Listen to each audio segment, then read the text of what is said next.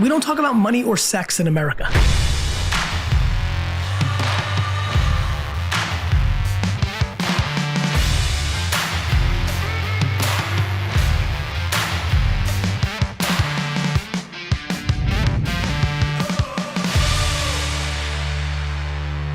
Hey, what's up guys? On the Money Is Show this week, I have a really cool guest for you that I'm excited to help you guys listen to, because he can help you scale your business, help you grow your business in a way that you probably have never thought, or if you have thought about it, you thought there's no way that's actually gonna work. That's an old philosophy or something that's gonna have all these barriers in front of you that I think you're about to find out on the show, that you can actually hire people from around the world to produce for you for probably less money, and sometimes even at a higher rate of production level as well. So I want to introduce you guys Rob Nickell. He's the founder and owner of Rocket Station. And you guys can check him out on his website, rocketstation.com. But let's talk about how you can hire VAs, assistants from around the freaking world, and grow and explode your business. Rob, appreciate you coming on the show. Thanks so much, man. I love the show. I'm excited to be here. Yeah, man. And I came all the way from Dallas, Texas.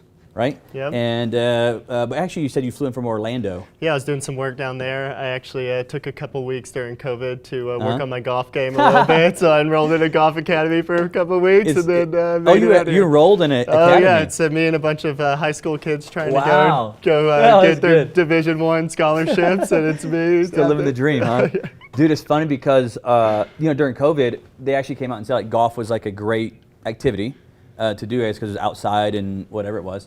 And I did I increased my golf during COVID, but COVID has cost me so much money, not in the sense of just in business, but it's like I find myself spending like all this not extra money, but because I'm like, oh, I'm gonna go golfing and I should get new clubs, and so I got PXGs. Oh, nice! I think I'm gonna get fitted for some here in a few weeks. I went and got fitted for the PXGs, and it was totally worth it. Golf for us is a family thing. To go spend 5 hours on the course is hard for most people, and it is for me too.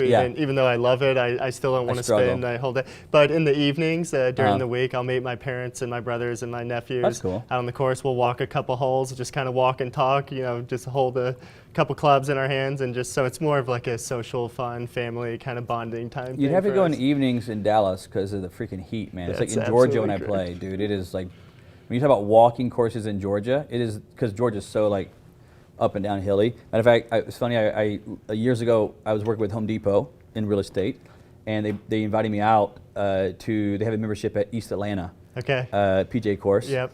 And so I met these Home Depot executives out there, and we were playing a round of golf. I mean, you have to walk there.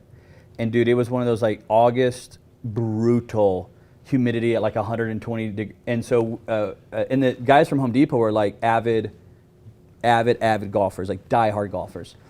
And about hole like 14, we were like, dude, we were like pass out phase, you know what I mean? Like so freaking hot. And so when you said evening, I thought that's way better. Oh yeah, I mean, to go in that twilight. Like here in Utah, there's a few months you can't play because it's too cold. It's kind of the opposite in Texas. There's a few months you don't play because it's way too hot. Yeah, brutal it's not hot, worth it. So look, before we get started here, let me back up. You've done all kinds of cool stuff, hundreds of real estate deals. But really, that's not really what you do now. You have a business you've been running for almost a decade now that I guess in a roundabout way maybe is in the field to a certain degree, helping the investors. But back up for a second. Tell the audience here a little bit about how you grew up. Entrepreneur family, middle class, how did you grow up? Yeah, I mean, I feel like I had the most amazing childhood that anybody could have. We were middle class.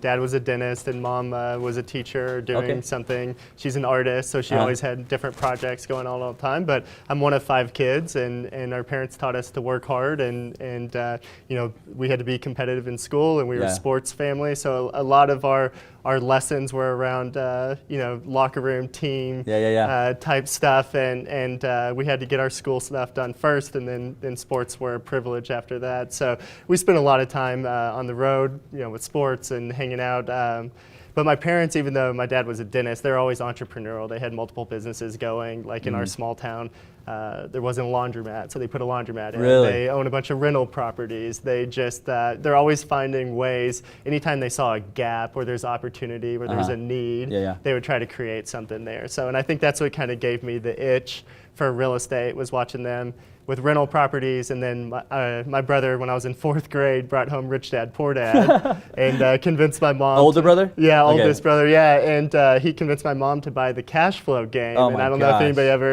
has seen that, but the old school game that Kiyosaki's team put together about the cash flow journey. So I just consider 4th grade you were playing it.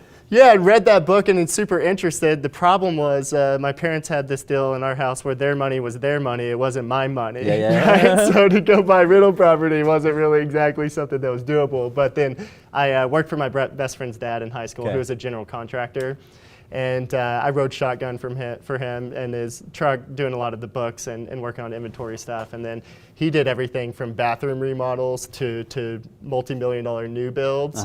So I really got to learn a lot for several years about construction, about the rehab process. And so my best friend and I started rehabbing houses in 2008 together, bought our first, it was a probate deal. His dad had passed. He had tried to do some work himself and had made the house worse than it was when he started. I've bought many of those. Yeah, and so then we got after it. I mean, for the first couple years, we did everything. We did all the demo. We ran all the Romex. We installed most of the sheetrock. We really just paid contractors to do the tie-outs for the permits, right? So HVAC guys would come in at the very end and install the unit, tie out the permit. Same way with plumbers and electricians. When you started, you did all the construction. We were. Yeah, I was the hammer going after funny, the dude, nail. because like when I started in rehab as well, and I from the beginning refused. Something in my brain was like, dude, if you go down this road, you're gonna get stuck as a contractor. And I think for some reason I was so afraid of. I did not want to be a contractor because I kind of grew up in that industry to a certain degree, I guess, and I only wanted to be the investor. Well, I think it started for us because we could only buy cheap houses, right? And we couldn't really afford, so we were trying to find ways to create a margin. The first house we ever bought, we split it. We paid $11,500 for it, and I think we sold it for like $42,000. Oh man, it's all said and done. That's a much more doable price, I suppose. I want to go back to a point that you made, though, because I love interviewing people on their backgrounds, because what I have found so far is that those that have been interviewed that grew up in an entrepreneur home were all entrepreneurs. Yeah, well, my dream growing up was for my parents to have some business that I could just take over and just run. I would have loved that, but my parents were always about, you go create your own. You've got to go do it on your own and figure it out. And while I didn't really appreciate that concept growing up, now it's the best thing they could have ever done for me. And I know you've had some other guests that talked about the inheritance of money and what that does to people. And so I think the best decision, or the best thing my parents ever did for all of us was make us go earn our way. And I'm one of 5 kids, and it's pretty amazing to see everybody's made their own way, super successful. Even right now in times of uncertainty, my family has stayed really strong, and I think that's because the work ethic our parents instilled within us from a young age. I think a key word, as you mentioned there, was the word create. You said your parents always push you to go create the opportunity or business, whatever it is. I think it's a word that a lot of times we don't focus enough on in entrepreneurship. Is, dude, you have to go create it. Like you are birthing or creating this concept, right? I'm not saying the idea, but the business. I don't care what it is, right? You can be a landscaping business. You got to go create that thing. And I think when people they maybe have a little bit of that idea or mentality that eventually it's going to like show up. If they keep working hard and keep putting the time in at their job and keep pushing, that the opportunity will come. And to me, in business, it never showed up. You just had to go create it. Yeah, I think a lot of that comes from my mom. She's a lot more of, talking about rich dad, poor dad. She's very much on the rich dad side of the way that she thinks. Mentality, and it's like, you have to add value to whatever you're going to do, and then you've got to go bust it. You've got to go earn it. And so that, from time I was really, really young, we were a no excuses household, right? And, I love that. And we had our priorities, and my mom made sure that there were no excuses. From the time we woke up, we had to make our bed and clean our room, or we weren't allowed to go to school. If I left a folder at home, she wasn't bringing it up to school to bail me out. She was going to let me deal with the consequences. So we were, it's one of those things that frustrated me as a kid, right? And my mom was never the one that was building our projects or doing the things for us that were assigned at school. We had to go create and build our own. So I just think it's something, looking back at now, that I really, really am grateful for. that the way that we were raised and that work ethic that we were forced to create. Yeah, I love especially with kids, I love that mentality of no excuses. And not just with kids, it's freaking life, right? Like, you can make an excuse for anything you want to. At any point of any day, of any time, you can make an excuse of why you can't go do it. And when you just get around successful people, it's just like they're missing that gene of making an excuse. Like, even COVID hits, right? Like, crap has hit the fan, and you just find people that are like, okay, well, obviously I could blame my lack of success, let's say right now, on COVID, or I can just shift my entire concept, idea, whatever is, and they just find a way to go around it, dude. Yeah, whatever you choose to focus on kind of becomes that reality. So we were never allowed to dwell or focus on anything besides progress, like what is going to create the next step, right? Figure it out, right? And without a whole lot of coddling in that process, right? So all the way from my oldest brother, who's a radiologist now and wanted to be a professional golfer, like, he had to go earn it every single day. And so, yeah, it's whatever you focus on that's your reality, right? And one of my mentors says, whatever you believe to be true is. Yep. And I think I picked that up from my parents. I know you worked with, later in life, I know you worked with a lot of, it may not be the right term, but you coached or helped coach a lot of real estate investors as they were going through their process. And I've done the same thing. And to me, I always noticed that, like, you could teach the same thing. It's like Rich Dad even, right? You could teach the same thing to two people, the exact same steps. Like, you take wholesale, there's only so many steps. It's not a million. Like, there's certain things you have to go do, and you have people that will actually go do it, and you have people that just won't go do it. And it goes back to, I think, it's just that excuse point where it's like, dude, it's so frustrating because you see, like, this person just goes and follows it and finds success, and this person always comes back with another reason of why they can't go do it or it didn't happen. Yeah, and you talked about coaching. I was never I didn't have a coaching program, right. But I was a part of some education programs, and I was around started joining masterminds for real estate groups, and I was around a lot of my heroes, right? A lot of people that were really successful across the country, and I just wanted to be like them and emulate them. And I think that one of the best things that I've ever done is consistently surround myself with amazing people. But one thing I found was that most of those people were just kind of what I called the brute force Bob. They're just running through the wall to get things done. And I started figuring out some processes to have systematic success in the business. And so when you mentioned coaching, that I was just helping my mentors, my heroes, people that I was working with. I was just helping them kind of create some systematic success in their business by having some of the foundational things. So I wasn't directly trying to coach, but it kind of turned out that some of the things I was doing was working, and so other people wanted a piece of that and wanted to figure it out.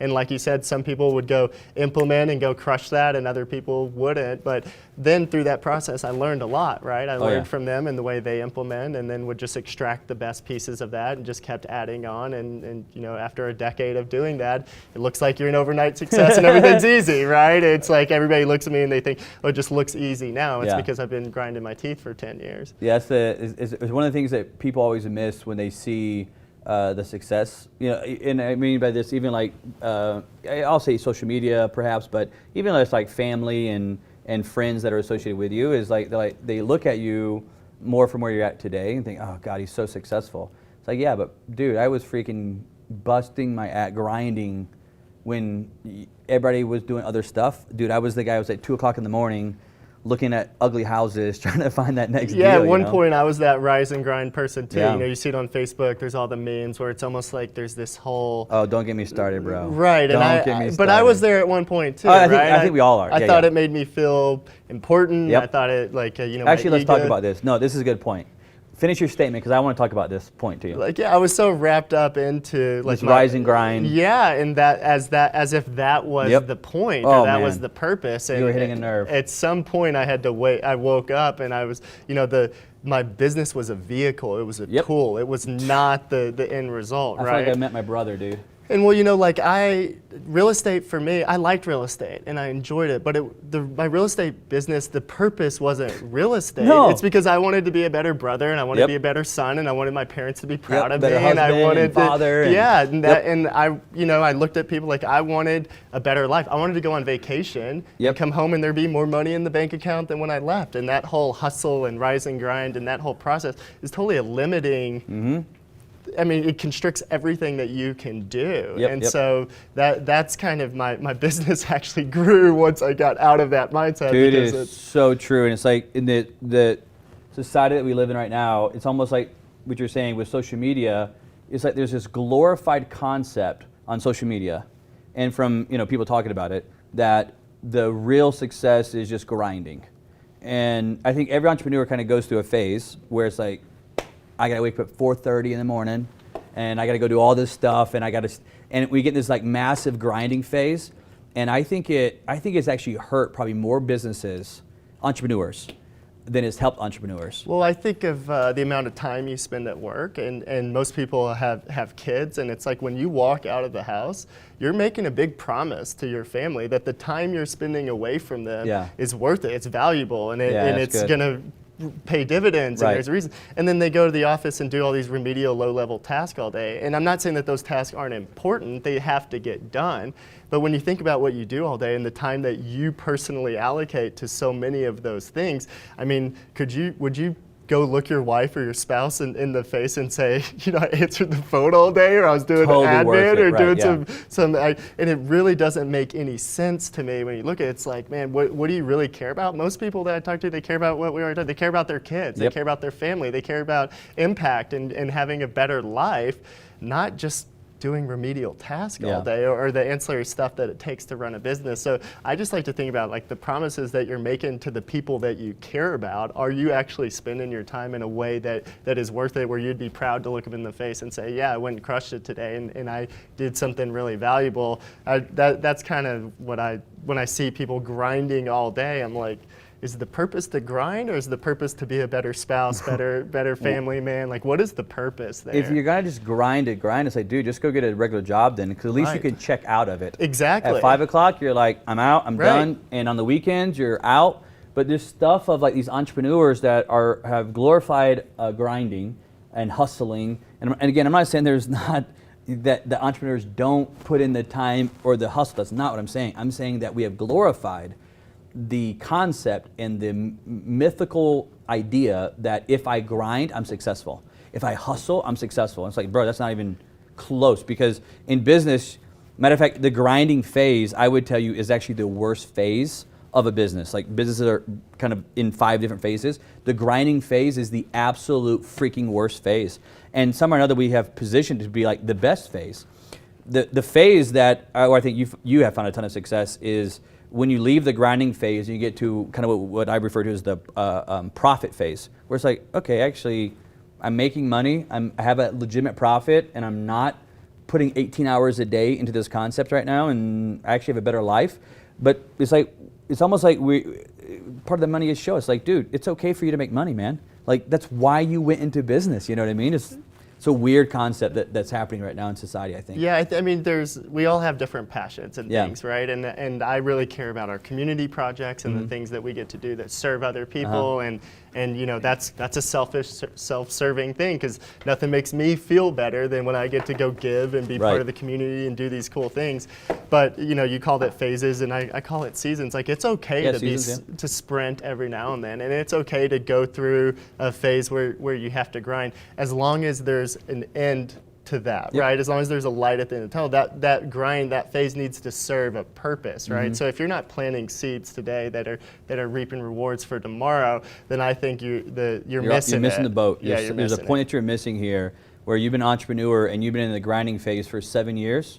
Bro, you have missed something of entrepreneurship, because entrepreneurship should be a way out of the grind, not a life of grind. Anyways, this is a soapbox for me, dude. On the grinding phase, because I get very frustrated about it, but it's very, very true. So you when that's going to lead us into a great segment of VAs, because two actually kind of leave the grinding phase, if you will, and get into the point where you can scale and have profitability, there's a lot of stuff you got to get rid of. Yeah, it's about leverage, right? Because time, somebody so eloquently told me one day, you've got the same number of hours in the day as Beyonce, right? And so it's funny and it's dumb, but it's true. Like, how does she have this empire? How does she have all these things? It's not all her, right? And entrepreneurs so many times and business owners, and it makes sense, right? You invest so much of yourself, right? You go to bed with anxiety-ridden, thinking about all the things that you didn't get done the day before, and you wake up just almost overwhelmed with the number of things you're going to have to do. And we eat, breathe, and sleep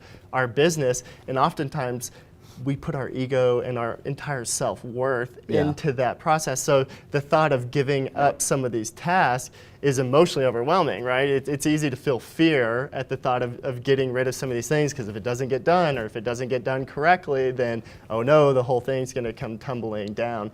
But that's just such a limiting belief, right? And if you're the bottleneck, if every decision has to be made by you, if every task has to be done by you, then there is just a hard ceiling, there's a hard cap on what you're able to do. And so I'm not to say that it's just easy to go hire people and put people in place, but conceptually, if you're not thinking about other people's time and what that could do for you and your business, then you'll never really be able to grow or reach that profitability phase. And most people think like, oh, if I just had more money. I think it's one of the big fatal flaws of entrepreneurs. Like, oh, if I just go get more money, then I'll be able to build the business, which is not true at all, because it's about the way it's structured. It's about the way you structure your time and how you structure your day, right? And if everything comes through you, then there's a hard ceiling on what you can accomplish. It's not even you hear the term glass ceiling. It's not really a glass ceiling, because the glass, at least you can see through the ceiling. Oh yeah, no, it's concrete or steel. It's a rebar reinforced ceiling here.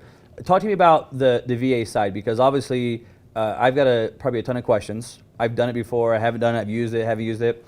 I'm gonna go back a little bit. What in the world made you get into a VA business? Like, where did the concept kind of come from? Yeah, you mentioned I was in real estate, and I was just started by fix and flipping houses, and then I learned about wholesaling in 2011. Okay. And that seemed awesome, right? I didn't have to manage kind contractors. Of a reverse concept. Normally, it's like wholesalers go to fix and flip.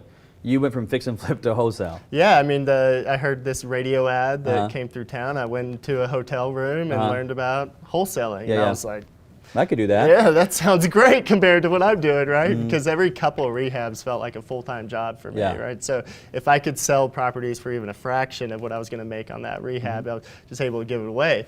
But then I was right back. I was working 60, 70, 80 hours. Oh, yeah, and I was working 80 hours a week. Seriously, because every time the phone rang, I had to answer it. And then I had to run the comps. That's the thing about wholesalers I think a lot of people miss out on, is that on fix and flip, which I did a lot of, you did a lot of, you can turn it off, because at a certain point the contractors go home.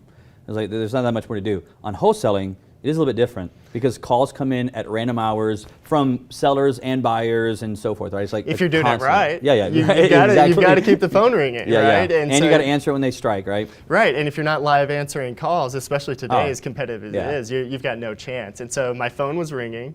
All day long. All day long. I'm trying to I was best sitting across from sellers, so I could get kitchen table, get contracts. That was best use of my time. But I spent very little of my time actually going on appointments, because I was answering the phone and having to run comps. And comps is, I'm going through the same checklist every single time, but just it's so time consuming. And then scheduling my own appointments and trying to verify and showing up to a house. And man, when you show up to an appointment and they're not ready for you, or they're asking you if you can come back later, and you're like, no, I gotta see this house right now, right? And then you get a contract. What do you have to do? It's the same process every time with the title company. You have to work that contract to close and wholesale and deal with your buyers list. So I do email blast out, and then all these buyers were calling me call you. off the email, asking me questions listed in the property packet that I just emailed them. Right there. Right. It's like, I'm like, hey man, you know that email you called me from? Everything is listed in there, right? And so at first, I tried to build in all these ways for where people couldn't get a hold of me, or they could just like do it themselves, jump through title companies, just figure it out, whatever. But then you're creating a terrible experience for everyone, so the quality goes down. So I pretty quickly realized that I either need to add value, right? I could be mad at the buyers for calling me all the time, or I could just put a smile on my face and show them properties and figure it out. But I was doing it all myself. So I'll tell you, like, I'm obviously for years I was a cash buyer, and I think it's a mindset of a cash buyer of like I think almost like cash buyers have this like ego, and I'm a cash buyer, okay? I have this like built-in ego of like, well, I am the cash buyer, so you, the wholesaler, need to jump when I say jump and bring this to me when I say bring this. I think there's this like concept there that is just naturally there across the board. Like you don't have to teach it or train it. Every fix and flipper has it almost built into them. Well, from the wholesaler side, you're not just selling one, you're selling a bunch of properties, right? But on the buyer side, it's your money. You're not doing the same volume, so every deal really matters. Every dollar matters on the deal. Everything matters. Right, it's super important. And so I could either be mad at you for calling and asking me all the questions, or I could just put a great experience in place. And so the first thing I tried to do was hire friends and family. Oh, that is brilliant. That did not work out. I think every very entrepreneur. well. I know I've tried that many times. That didn't work very well. And then I was putting ads on Craigslist and trying to like do all of that. And so I got rid of the office, and I was like, I'm fine with having no employees and just doing a couple. Because by myself, I was able to do 3 to 4 deals a month, unless a seller had a package of properties, and then I could buy them. But other than that, if it was a one-off, by myself, 3 to 4 deals a month, sometimes 5 if it was a great month. And so I went and talked to my broker. I'm in Texas, and to get MLS access, obviously you have to be an agent. So, and the broker that I hung my license under, he had this great business and an even better life. And he had multiple agents working for him. He was his daughter's caddy every golf tournament that she had. He was building scooters and go-karts in the garage with his son because he liked being a mechanic. When the tornadoes came through town and blew down their fences and stuff, he made it a project with his son to teach him how to, everything was by choice, and it was always a family first, and I couldn't even figure my own stuff out, right? No kids, no real obligations, and I was drowning, and so I went up to his office just to talk to him about it, and he looked me straight in the face and said, hey man, I'm not gonna listen to you bitch, whine, and complain about what you've got going. There's lots of ways for you to solve these problems, and that's where I really learned about the concept of virtual teams, virtual assistants, and it was from him because in his retail brokerage, he did exactly the same thing I did as a wholesaler rehabber, except he represented someone else, right? Like his agents worked with buyers or sellers on their behalf. It's the same process. But for me, it was just, I'm buying and selling houses for my business. And he had these amazing people on the phone working all of his leads. And then he had teams doing all the comps and doing all the transaction coordination. And then every month his books were up to date. He had it all reconciled. And he wasn't doing any of it. And we sat there and we wrote out all the tasks that it takes to do one deal. And 90%, 8 to 9 out of every 10 tasks that had to be done were done on a phone or computer and had nothing to do with meeting someone face to face or actually showing the buyer, which is all I wanted to do, was meet with you as a seller or show a buyer a house and try to negotiate higher prices close the deal, on the houses, right? And so the first thing I did was I just went, back then there was a couple different platforms, Elance and Odesk, to hire foreign people overseas, foreigners to do the task. And it was a disaster, I'll be honest with you, because posting a job ad, you have to come up with the job description and post it. And then you get all these resumes, and how do you screen resumes and do background checks and resume verification and drug screening, and how do I know this isn't a criminal that I'm working with, right? It's all the same things that anybody would want to know, but it's literally across the world. So how am I going to create that same process? I called somebody what they call me the next day in the middle of the night. They returned back. So while it sounded good and it sounded easy, it was pretty tough there at the beginning. And what I realized was the biggest mistake that I was making was I just felt the problem. Like I want somebody to answer the phone, so I just hire them and say, hey, answer the phone. And then they'd say, well, what do you want me to say? And what should I do? And what should I? And then I was just mad all the time. I was driving into the office, and Andrew, I just had this sick feeling in my stomach every day when I woke up and would drive into my office, because I just felt like I had to tell my team what to do. My entire day was just telling people what to do, and therefore it would have just been better off if I just did the task myself instead of just telling somebody what to do. So I got rid of the couple VAs that I had, but what I learned was that somebody taking the phone calls even marginally well, say they did 50% as good as I did and screwed up 50% of the calls, I was going on more appointments. So I was closing more deals. Even having somebody terrible on the phones that had no idea what to say or what to do, I was now doing more deals. So I was then like shark in the water, right? I tasted blood and I was ready to go to try to figure it out. So the first thing I did after I got rid of all of them was like, I need structure. I need a script for every person that's going to answer the phone. I realized that running comps, I did the same process every single time. The same checklist. I'd go into the neighborhood, do a neighborhood search, bed and bath count, square footage, plus or minus 10%.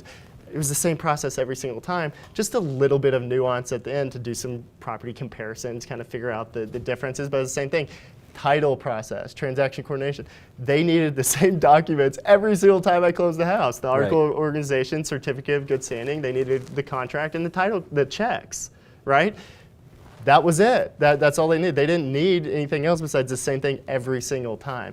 So I took every phase of the business and I wrote a process for exactly how that was going to happen. If it's somebody that wants to sell their house, you set an appointment. We had a shared calendar on Google, set an appointment. So by just creating all of the structure, now I had a roadmap for success. And I also had a roadmap for, they call it the treasure map, for who could fill those roles. Because previously I would just hire somebody, they'd kind of wear multiple hats and do all kinds of things. And if they interviewed well, I hired you, right? Yeah. Like if you interviewed, you could carry a conversation on, you were good, right? And if I liked you, you're in, right? And that's just such a terrible way to go about it. So over the years, doing it myself, I really put a lot of structure in place, and then figured out how to hire VAs, which is, you mentioned coaching, through those mentor groups and those masterminds and things. I just started sharing all my scripts, my processes on how to hire virtual teams really well for any position in the real estate business.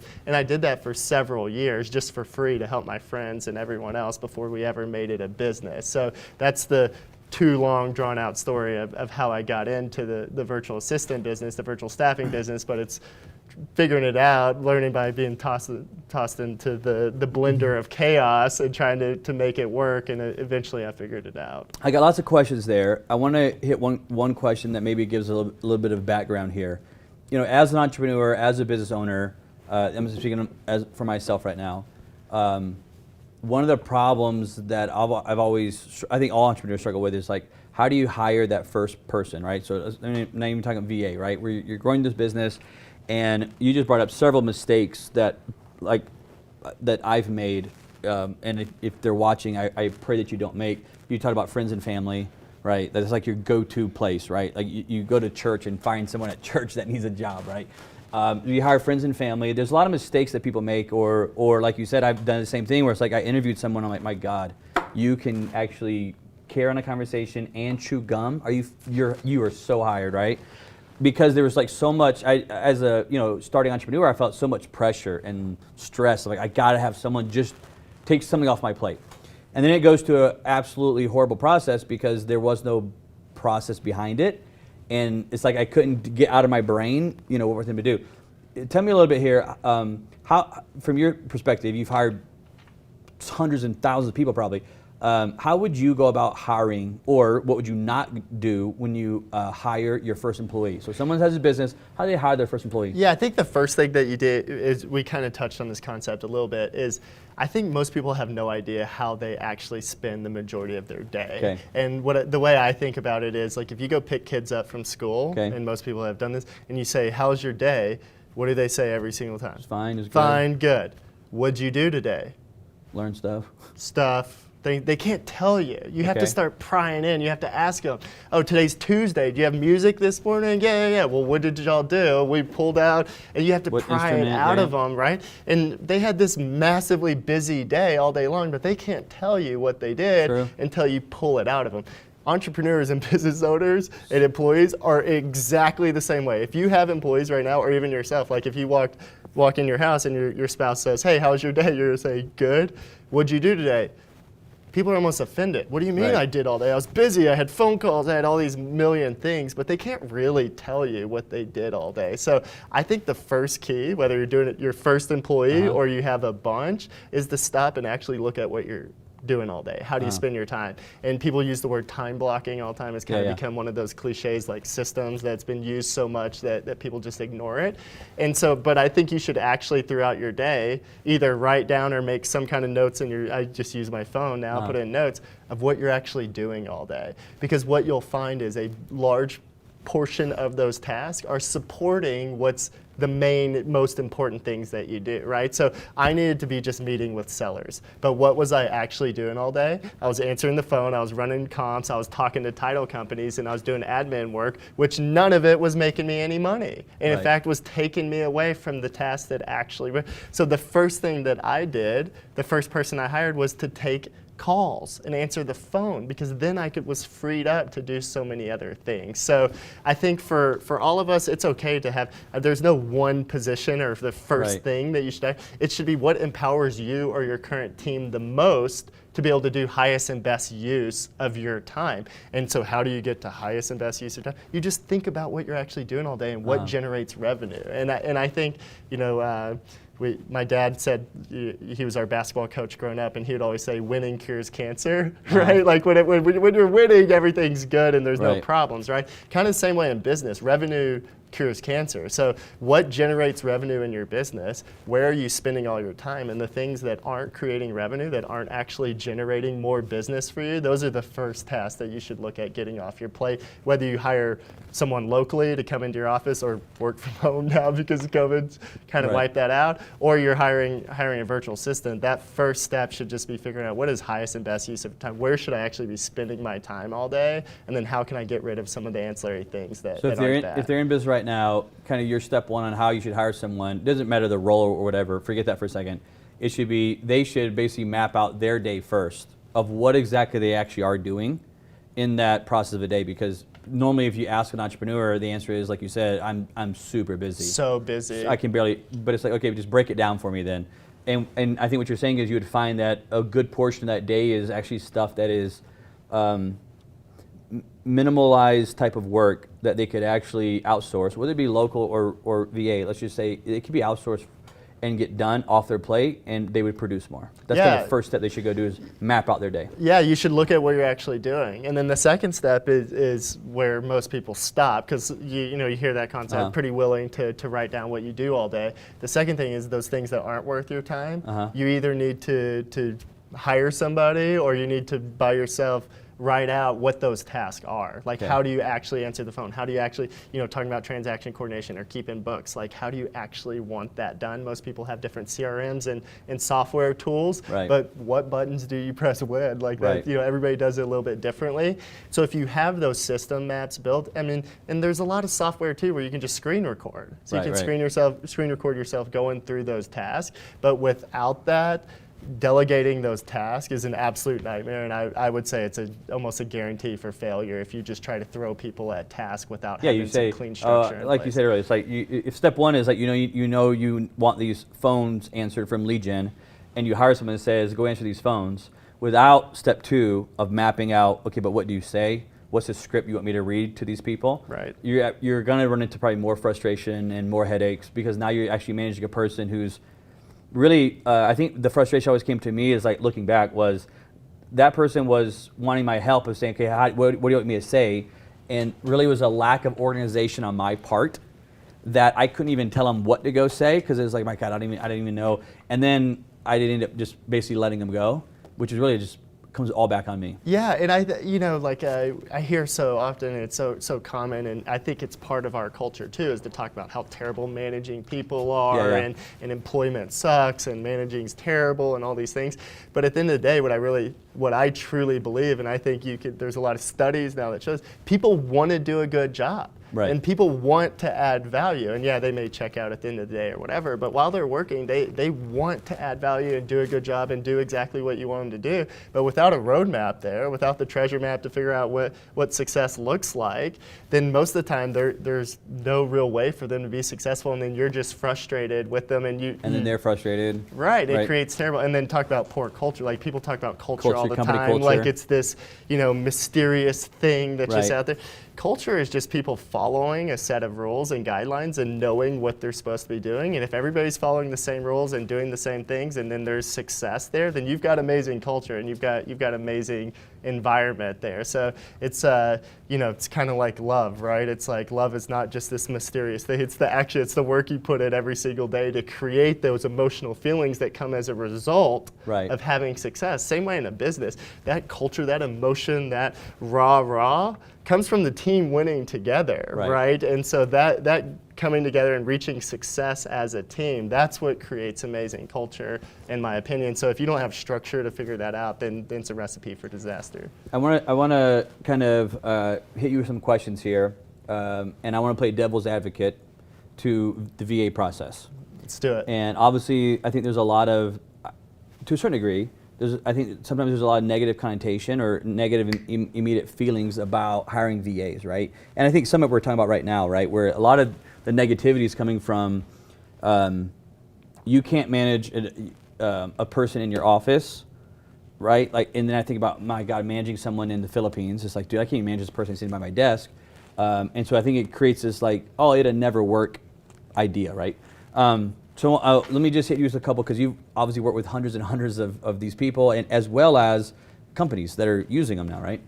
So I think, first let me ask you this question. Why do you think there's a negative connotation, to a certain degree? It's not all negative, but why do you think there's an initial negative connotation about hiring VAs versus hiring someone local? Well, I think all of us have, well, almost everyone's had a pretty terrible experience with companies who have used outsourcing before. True. I mean, like the first computer I ever bought from Dell Computers, calling customer support, you get somebody across the world and they couldn't solve your problems, they didn't communicate very well. It's just a terrible experience. Yeah. And the largest companies in the US have, over the last 20-something years, have been the only ones that have really outsourced. And the way they've structured that's been pretty terrible. I mean, when you're Wells Fargo or Bank of America, you don't really care about the customer experience because you don't have to. Right. But when you're a small business, you have to care. Every phone call is important. Every phone call matters. Every review that you get online matters. The experience really matters. So the fear that people have, I think, is somewhat justified, right? And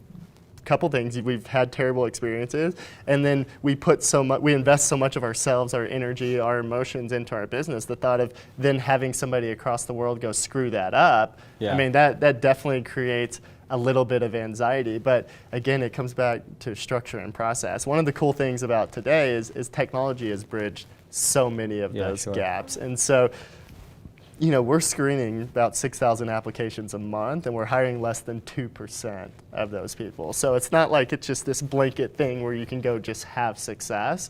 I think you have to have an infrastructure around that, but I think it's the exact same whether you're hiring locally or overseas. I don't think there's any difference to the process at all. You just have to have the infrastructure, the support in place to actually make that happen. Yeah, I think there's a lot, everything you said where there was true is like, we've all had those bad experiences. We've all had those where it just created this like natural feeling of like, God, I don't ever want to. I had a bad experience as a customer. I for sure don't want to go try to manage it for a customer. I think that's happened to, like you said, probably most people.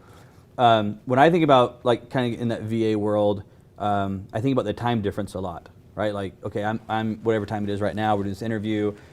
If my VAs across the world, are they asleep right now? Do they work when I work, or do they work opposite hours? Yeah, people structure it all kinds of ways. For us in our company at Rocket Station, it functions just like you're hiring an employee here. Okay. So they're although that's 13 hours ahead in Manila right now than it is here, they're still working your normal times. They do either way, but right now at Rocket Station, they're working when I'm working, basically. Oh, absolutely. So they may be on a third shift, if you will, but they're working when I work. Yeah, and such a big part of the economy over there. It's a business process outsourcing is the technical term for the industry, BPO. It's a huge part of the industry as a whole. So little kids grow up in the Philippines wearing headsets and imitating their parents because that is just such a part, And some really big companies have figured that out and done an amazing job without creating a terrible experience. Like JP Morgan has an awesome center over there. They do a great job with their team. And so there was really, really large companies who figured it out.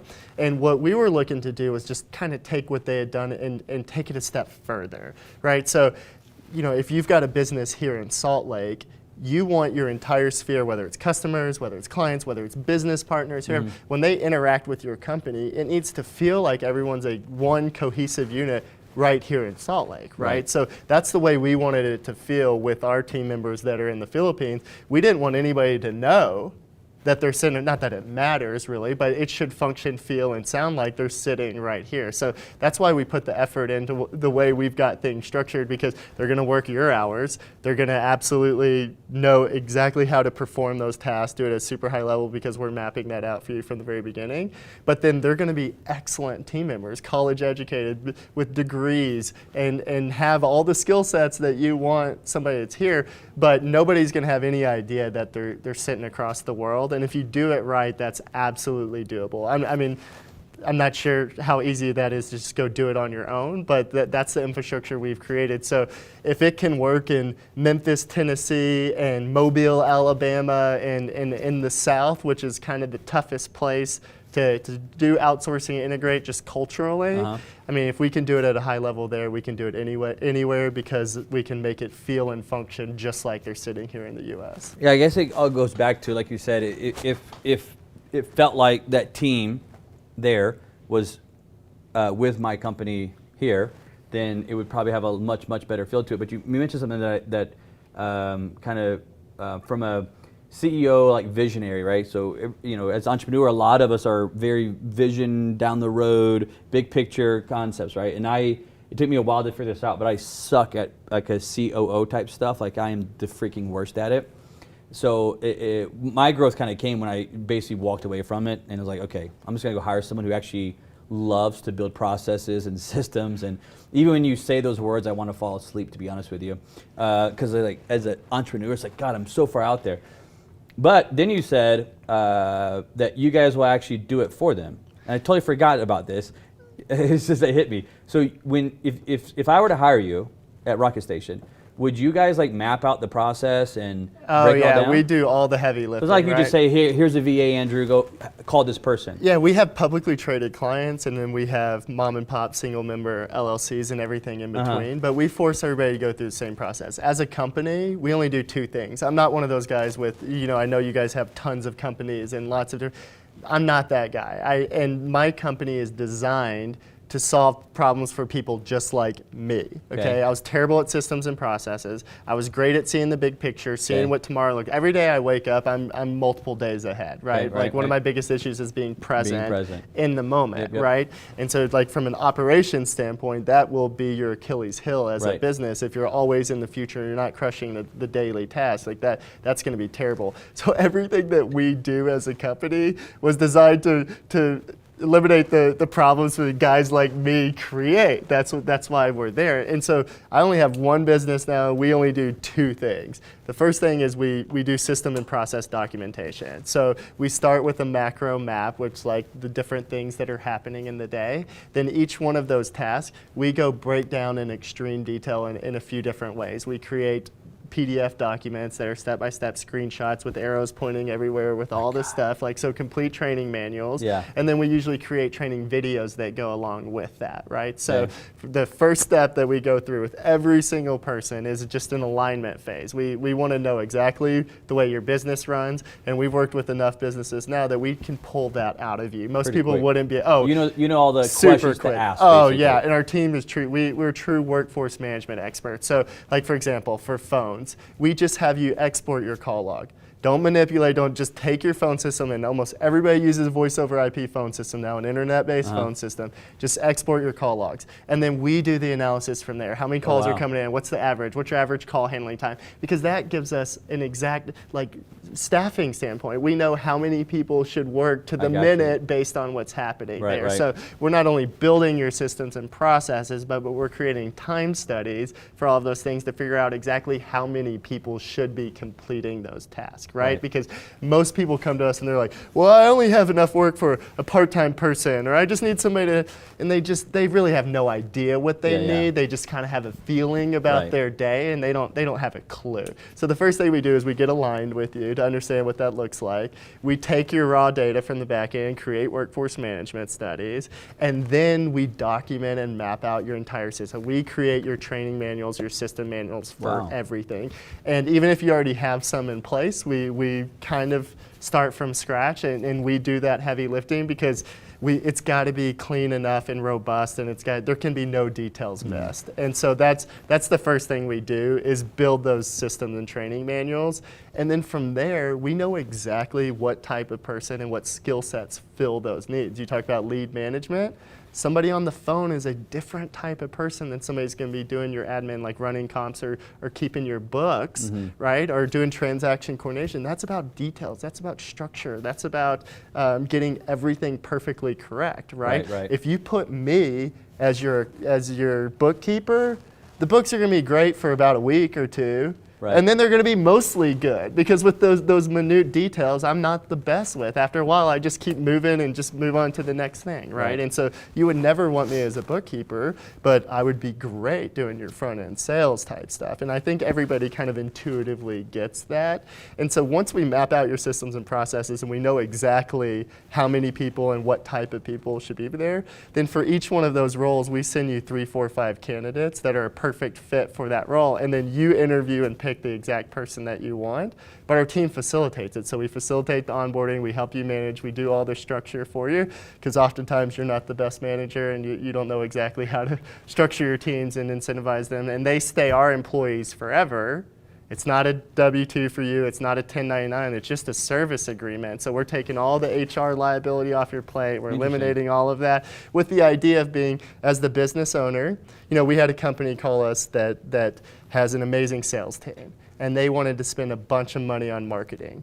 And their CEO literally would not let them grow and invest because he was going to have to build out the customer support teams to manage what was happening there. Within 2 weeks, we had a really big, robust customer support team put in place that's dedicated to them, that feels like it's just their employees, but our team does all the heavy lifting. So the process is the same, whether it's US-based or it's overseas, but our team is just doing all of that heavy lifting for you, and then it's just about you being the visionary and running your business. Let me ask you this, because I felt like with the VA side, like if I wanted to hire a VA, I had to go hire this person full-time, 8 hours a day, 40 hours a week, whatever it is, right? I gotta go hire him full-time, and I'm gonna have this one kind of assistant that I can throw different tasks at. But the way that you were just describing it was more of a role where it's like, if I was using, let's say, Rocket Station or a company like that does what you do, that I could, like you said, a different person answers the phones, then does bookkeeping and schedules closings. Would I be able to, as a company, hire you, where I'm paying you, not them, right? And actually have 2 or 3 different people working? Or yeah, is it we're like, going to figure out one person. No, we're going to figure out exactly what it's going to take to. Rocket Station hires at part-time and full-time, so either 20 hours a week or 40 hours a week. And we've just shown through quite a few studies how that's what creates success. And there's never been a company that came to us that needed less than part-time work. Usually it's significantly more than that. It's just your perception of what's happening, what you need. But what is really common is you don't have full-time lead management work. Or you don't have full-time transaction coordination work. I mean, there's only so many houses being closed each month. There's only so much admin work that's being done. So oftentimes people can wear multiple hats. But before you put someone into multiple roles doing multiple things, that's why we force you through that alignment and that documentation phase, so that whenever they're working, they're not having to figure out what to do all day. They're just crushing those tasks because our team is there to lay that out, map it all out for you. And then now the teams that are working, we're helping manage that process so that you're just getting your outcome. So if you're paying for 20 or 40 hours a week, you're actually getting 20 or 40 hours a week of work and not transitioning, moving around and trying to figure out what your day looks like. So our team members every single day send a start of day report and an end of day report. So start of day is what they're going to do all day, and then end of day is what they actually accomplished. And then it's super easy to track their work and what they're doing because everything's done online through a phone or computer. So everything is timestamped that happens all day long. So we want to make sure that those multiple hats that are being worn is super efficient, right? And most people really don't do well at that when they're hiring some of them, have them do too many tasks. You mentioned an assistant. I have an executive assistant that does a lot of random things every single day. But we had to start with some structure of what email responses look like, where I want to sit on airplanes, right? If she ever put me in a middle seat, we would have a problem there, right? And same way with hotel bookings. And I don't like to be right next to the elevator. So it's like small things that matter, but we just put that structure in place. So oftentimes it's like, well, I couldn't outsource that role because it's just too random. It's not true at all. You just haven't taken the time to build some structure in place, right? You're not willing to slow down to create that success. Is it true that that you can increase your VA, like VAs, because of what you're talking about there, could actually produce more than sometimes a person here could produce? Yeah, so it's a really interesting question because the assumption is most of the time that you're going to get a lower level work, right? And the roles and tasks that Rocket Station performs is those $40,000 to $70,000 a year jobs for most companies, right?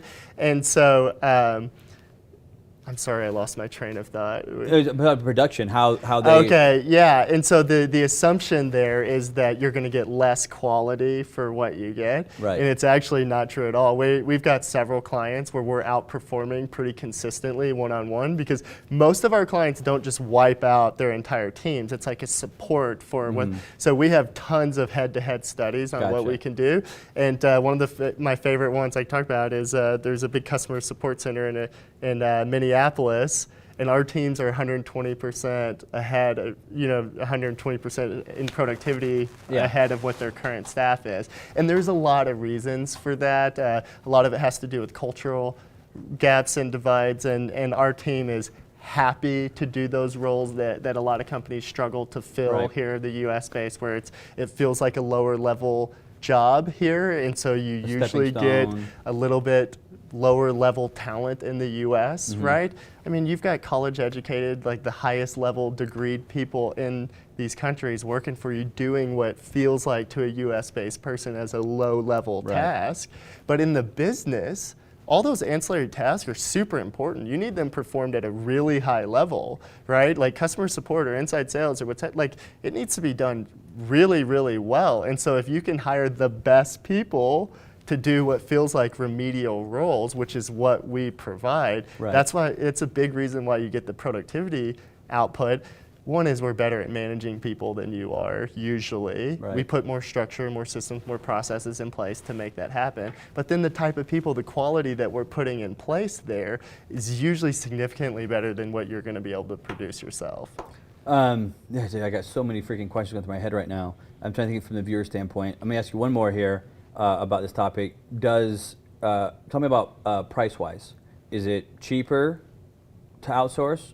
Less, more? How does it work? So like if you go do it on your own, it's definitely going to be cheaper than hiring us, right? Okay. I'm convinced you're not going to be as good. It's like you get I already what you don't want to pay even for. acknowledge. Like I don't even want to. Right. So we're $10 an hour. There's lots of companies out there that are different. So just $10 an hour. Flat fee billing, billed in arrears. So the 11th and the 26th of each month, you get a statement for the hours that were worked previously. So let me back up because I don't understand this. So you guys would come in and say, I want to hire you because I may want to hire you. And you guys come in, process out what I do, right? Yep. Lay it all out, create these PDFs and shiny arrows that say go here, one. Right? You guys do that. Yep. And then depending on how many hours we need or whatever it is, 20 or 40 hours for different types of work, you guys go bring the people in that qualify best for the job. I get to talk to them to more know their personality. They're already qualified for the job, but I'm getting to get to know them a little bit more, right? Choose the one that I like the best, right? Exactly. I hire them. I'm going to tell them what to do. Like, okay, here's a job task, but really it's built off of that process map. Yeah, so they're our employees. They get full benefits, they get insurance, they get better home and auto loans, and we're getting the best of the best, and then we're paying them well, and then we take care of them, right? And we actually care about our people, believe it or not, and we invest a lot in them, and as a result, they're going to perform really well for you, right? So when they come in, they're performing those tasks. Yes, that what we've built. So I like to think like you're the driver of the bus, and then we're just helping you fill all the seats behind it, right? Okay. And then we make sure we stay with you for the life of the account. So you have no liability, anything like that, but we're there with you. You have a dedicated manager for you and your account to make sure that you're getting everything that you need. And it depends on the number of people that you have, but if you have enough staff, you will have a specific dedicated manager that doesn't work for anybody else. And the idea there is to just help you get to your outcomes and your goals, right? As a business owner, you have an idea of what the end result should look like. To sit there in the weeds all day is usually not best use of your time. So our team is taking most of that off your plate, but it's still your business, your decisions, and that's why we force you to interview, right? Because our teams, we know exactly who's going to be a great fit for that role. But from a personality standpoint, we want you excited about them. We want you pumped up about that. Yeah. And so small nuances and personality goes along.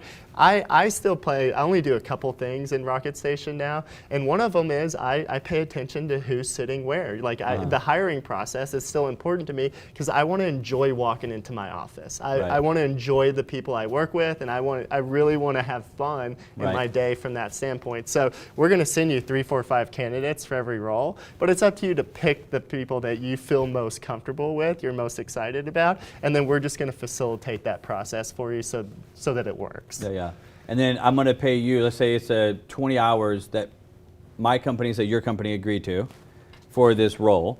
Then I'm going to pay you at the end of the month or whatever. I'm going to pay you the 20 hours a week times $10 an hour. I'm going to pay that to you, and then you handle everything else from there. Yeah, and that's it. If I had to fire the person, like, hey, it's not working out. Yeah, so usually if that's going to happen, we're coming to you to say, hey, we feel like you could have better results, right? Okay. So as many people as we place, we're not perfect, but it works most of the time. But if and sometimes there's different reason for turnover, right? Sometimes you just want somebody a little bit different or whatever. But one of the huge advantages of going through somebody like us is we've already gone through that process of alignment to document, know all your stuff. Excuse me. So to replace somebody and get someone else up to speed, it's not like turnover is ever completely painless, but we pretty much make it that way, right? So if you think of turnover inside an organization, there's a million HR books written on how that's the most costly experience that you can have, and the biggest piece of that is the emotional drain, to be honest. I mean, it sucks to go. I mean, it's just, and firing people is terrible, right? That's why I asked you. So would you let them go if I had to? Oh, yeah. Okay, so I don't have to call them and say, hey, look, I'm going to fire you. Right. And there's different personalities from different clients, right? And so, but yeah, again, it's your business. You're driving it. We want to do it the way you want to run your business. And one of the beautiful things about America and entrepreneurship, you get to run your business how you want, as long as you're following the rules and regulations of the local government. You can run it how you want, right? And so once we understand you and how you want to operate, you get to either call us and say, hey, usually though we would say, hey, Andrew, we think there's a better opportunity. And that, being totally candid with you, there's a lot of times where you're like, I'm good. Because you like the person, it's invested, somehow it works, and even though we're telling you there's room for improvement there, if you're seeing success, a lot of times you're like, no, I'm actually okay. Leave it where it's at. Because our goal is to be proactive, right? We're adding value. That's why we have there's no contract commitment. You're not locked in. It's month to month in our contract, whether you're hiring one person or 100 people. And the reason is because we're either adding value to you, we're either creating something that you're excited about or not. And my business is not to just take your money. That's not the goal. The goal is to create a valuable relationship. And as a result, people ask us all the time, what's the lifetime value of your client? And I can give you a random number, but it's actually not because we don't lose accounts. Like last month, out of 48 new accounts, we lost 2. So we had 48 new, 2 go away. I mean, you stay with us forever, and yes, there's a lot of success that you have, but mostly it's the emotional capacity you get back to think about your business differently, to be strategic, to think about how it should run and how it should operate, and not your HR issues all day, and managing your teams and the tummy aches and all the things that, and I don't mean to be crude about it, but your employees' problems, when they come into the office, it's so emotionally draining for the business owner. And I don't care how much you care about your teams, and you do care about them. But at the end of the day, your business is designed there's a productivity goal, there's something that you've got to accomplish there. So you're always dealing with school and tummy aches and issues. It just it's so draining. And so the entire experience we're trying to create is just all about getting you to your outcomes, and we take the majority of that life. I mean, we're a US-based company, so you're contracting with a US-based company, right? Not some overseas thing. And we are designed on that month-to-month contract, billed in arrears, $10 an hour flat fee billing. There's no hidden costs. There's no hidden things that happen throughout the month. And the idea is that you can model out exactly what's happening in your business. And now for the first time, you can look at it as like a true system where as you're scaling up, you turn the knob and we just fill in wherever we need to fill in. Let me ask you this last question on this. Let's say someone's watching and they want to hire, manage someone. How would you go about hiring and managing a VA? Yeah, so a couple steps, and we've hit on most of this. I just think we go through a 4-step process every single time. So the first thing is just evaluating the tasks that have to be done, right? And we've already spent quite a bit of time talking about that, but you've got to look at what types of tasks, whether it's going to be phone work, admin. So that alignment phase, whether you're going to hire somebody like us or just do it on your own, the first step is, we just call that a discovery phase every single time. Now you need to document what needs to happen, right? Because the number one issue people face is hiring somebody without documented systems and processes. They throw them in the fire, it doesn't work, and then they're all mad about it. So a discovery and then document. Yeah, you discover, you document, then you hire. Okay. Right? So now you can go find the right person. So that means someone watching, they're either going to go find someone themselves or they're going to go find a company that will provide them a person. Yeah, and these 3 steps are you either do them yourself or you hire somebody like us to do it for you. And just like when you go hire somebody, whether they're overseas or US based, you need to go through the checklist. You need to do their background screening, you need to do drug checking, we need to make sure they're not criminals, you need to call their references. I mean, I've interviewed so many business owners, and I have almost never, ever been told that they've ever called a reference on a resume. They're listed, no one ever calls and does this. Why? Because it's work. It's time consuming. It takes, and you just want the outcomes. Like we don't hire people for those tasks. We're hiring them for the outcomes, right? And so that you need to go, when you're hiring, you need to go through those steps. And the checklist is pretty long of things you need to do, but you either need to do it yourself or hire somebody like that. And then the 4th phase is just accountability. You need to have structure in place.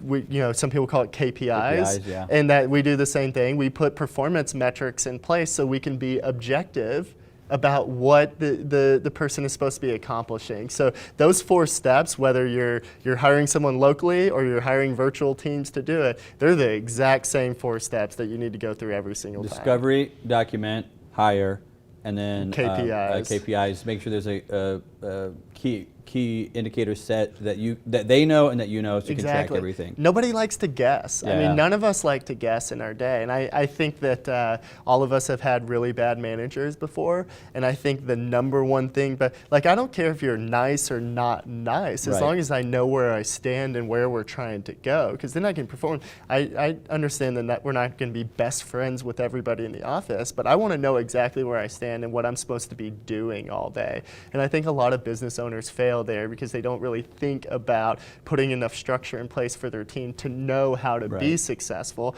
And then they're mad at them all day as if it's their fault for not performing at the level that they want them to perform. So good, dude. I've learned so much about VAs that I got 1,000 more questions for you. But I got to wrap up the show here. I want to ask you the question that I brought you to the show for, which was money is. And I got your sign over here that has your great shot on it. and it looks like you changed your hair. Yeah, I'm excited to have your professional photographer here. I'll be able to get into a little bit better pictures going. Got your new hairstyle. So look, I want you to answer this question about what money is to you, and I'm excited to see if it's a unique answer, because I've never talked to a company that run a VA, so maybe it ties it in here. But money is, and then you sign it right here below that, and then I want to talk to you about it while you do it. Here's the Sharpie. It's a fancy Sharpie.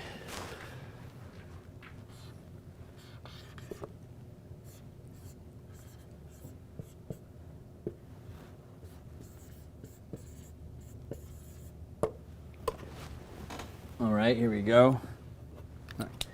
I'm trying to think. I don't think I've had this word yet. I'm trying to think through all my guests. I don't think I've had this word, but your answer was money is impact. Money is impact. And I don't think I've had that word, which is where I get excited about the whole interview, is I'm like, yes, a new freaking word. It's like I highlighted the interview. All right, tell me about it. Money is impact. Why don't you put it's a great word. Yeah, great I mean, word. so like I think when I first started my business, I'm like most people, it's this idea of like stability, you know, this financial freedom is what you always hear, like freedom.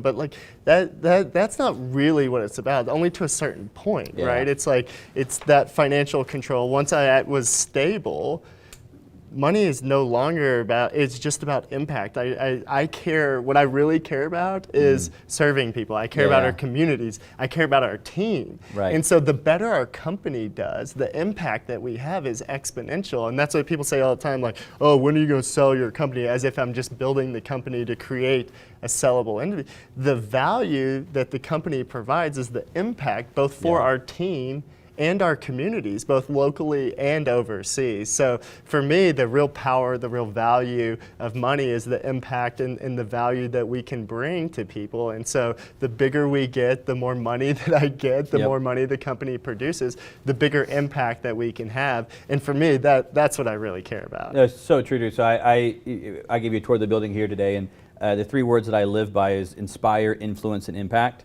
And I always use the word, for my answer has always been money is influence. But our definitions are the same, basically. It's like, dude, once you get to a point, like financial freedom is always like the first word everybody says, but you're 100% right. And like, dude, that's almost like just step 1 of having money. Past that, it's like, there's gotta be something else though, than just, I can go to sleep when I want to, wake up when I want to. Yeah, anybody who says money's not important is they're either broke or they were gifted a large amount of money, right? Because it's absolutely important, and we all need the stability, and there's, life is expensive, right? And we want to provide a great life for our families and be able to do things and travel and all those things. But like you said, it's step 1. Like it's just, it's like, if, you know, you talk about phases of the business, and once you get through that initial phase and you have that stability, you said the question exactly what I pose in my own head all the time. Now what? Yeah, now what? Now what? And what is important? And to me, impact and influence, as you mentioned, is what is important. There's got to be something bigger that's driving the whole force behind it, right? Than just, I can go to bed when I want to. Like that, and I get it at the beginning because it's so important when you haven't reached that level yet. But over time, there's got to be something bigger, dude. So that's a great word of impact. And our definitions are the same of basically why we want money, what money is. It's to make an impact. It's to influence the world. It's to influence the community, the neighborhood, your friends, your church. It has influence to it, right? It has impact to it, man. I'm going to give you the floor for a second here. You've obviously built a great company, a sellable company, although you may not ever want to sell it, but which is very hard to do, like to build a sellable company. Those are actually pretty rare. I just want to give you the floor. For those entrepreneurs listening to you right now that are in business or about to start a business, what would be some of the final maybe words of advice you would give them just in business in general to help them out? Well, how about I just take one of the biggest lessons that for me, like what I struggled with the most at the beginning, really primarily, is getting out of my own way. And so I was the bottleneck with everything. Every decision had to be made by me. Every task had to be done by me. This idea of nobody could do it better than me is my #1 fatal flaw. And I think a lot of people are stuck in this idea of they have to be the ones to do everything. And just because it's super important doesn't mean that it has to be done by you. So I think if you're actually looking for growth, growth, if you're actually looking for scale, if you're actually looking for impact, the only way to do that is get out of your own way. So instead of setting your ego, your significance, your importance in how busy you are or how many tasks you're completing, it's about what your enterprise is doing. It's about what the business is able to accomplish. And if you set your ego to what your business is doing and not what you're personally doing, then you have unlimited opportunities in the marketplace. So I wish I would have come to that realization a whole lot sooner to pull my ego out of my own task and importance and being busy and that hustle and that rise and grind to what is the business able to do, and then putting my ego and significance into the business and the impact that it can create. I wish I would have taken my ego out of the process a whole lot sooner. Yeah, dude, that's a great freaking point about the bottleneck side. I dealt with that for so long until eventually, it's kind of how I met Eddie, was like, dude, I got to get somebody that actually is an expert at that side of it, because I'm at the point where it's like it was all flowing through me and I had to go do everything, and it's like I feel like I had like 20 assistants basically, but I had to sit there and talk to all of them all day long, you know. And I love how you tied it into the ego being, instead of tying it to yourself of like I have to do this and I've got to, no one can do it better than me, which is 100% false, by the way. Not you, but what no, that belief that's out there, right? But and tie it to the business instead, and look at the business production versus the ego of the internal side of what I'm producing and what I'm building. That's a great analogy to tie it into, is try to get it off of your plate and into the business itself. Robert, dude, it's been awesome talking to you. I got 1,000 more questions for you, so I'm gonna have to go back and talk to you some more. The VA thing is super cool, and it enlightened like a totally new world of the VA. Like I'm just admitting it. Like I was kind of ignorant to I had a kind of a idea of what it was when I went and did it, 10 years ago or something. And I kind of did it myself, right? And it was like, dude, it was just so frustrating. And I guess what you're telling me is I have to take responsibility because I didn't process and document my steps there. And then I got mad at them, and it was really probably me, but dude, it's awesome. And your website, rocketstation.com. That's it. So if someone wants to go hire you right now to go make their life easier, just go to rocketstation.com. Yeah, and there's some great information on there. Both of our mutual friends are on there doing some interviews, and so there's some great information. But there's also a schedule time now button on there, and I think some people will be kind of afraid to click that, sometimes thinking they're going to be on a sales call, right? So if anybody just clicks that schedule time now, tells them that they're saw the show, then I don't care if you're going to hire our teams or not. If you're honest and sincere about these ideas, about taking some of these things, about having the business that you dreamed about creating and really want, if you're honest and sincere about that, I think the most valuable thing I could offer anyone is just a little bit of time. So just click that schedule now button, tell us exactly where you're coming from, and we will spend time with you to create that customized plan, whether you hire our teams or not, but we'll spend a little bit of time. That's awesome, dude. Rocketstation.com. That's it. All right, guys. I appreciate you watching the show on the Money Is Show. We'll see you next week.